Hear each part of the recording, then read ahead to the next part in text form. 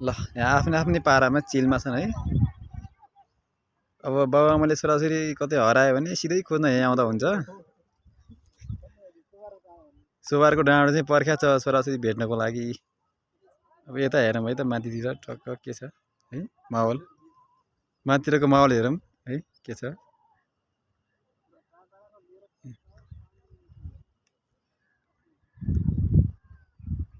यतातिर हेरौँ है त के छ। यतातिर केही छैन। अब यता हेरौँ है त यो डाँडोमा चाहिँ अलि धेरै छोराछोरीहरू बसेको रहेछन् है। अब यतातिर क्यामेरा घुमाउन चाहन्छौँ।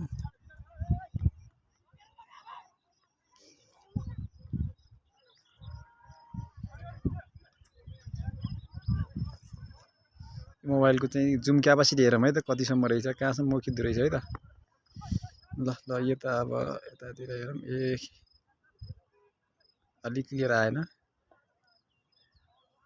माथितिर हेरौँ है त डाँडोतिर के छ। केही छैन रहेछ, खालि सुक्खा डाँडो रहेछ। त्यत्तिकै यहाँ भिडियो खिचेर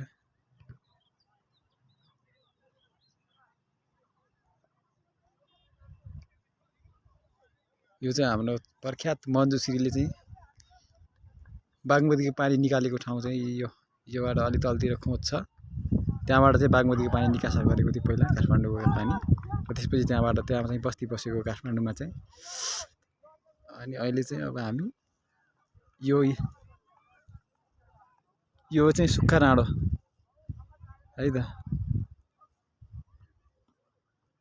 सर र क्यामेरा घुमाउन चाहन्छु एकचोटि म। रमाइलो छ जे होस्।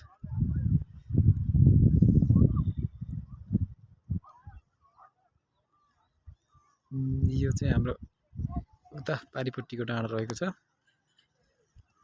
अनि यतापट्टिको यो चाहिँ खेल मैदान।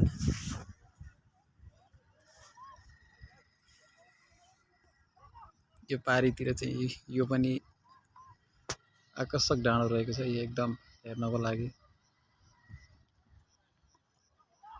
चाहिँ राम्रो छ।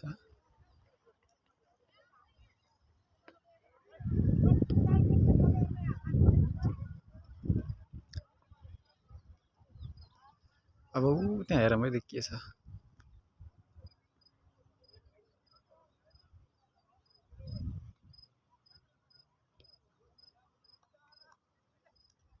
ठिकै छ, केही छैन उतातिर।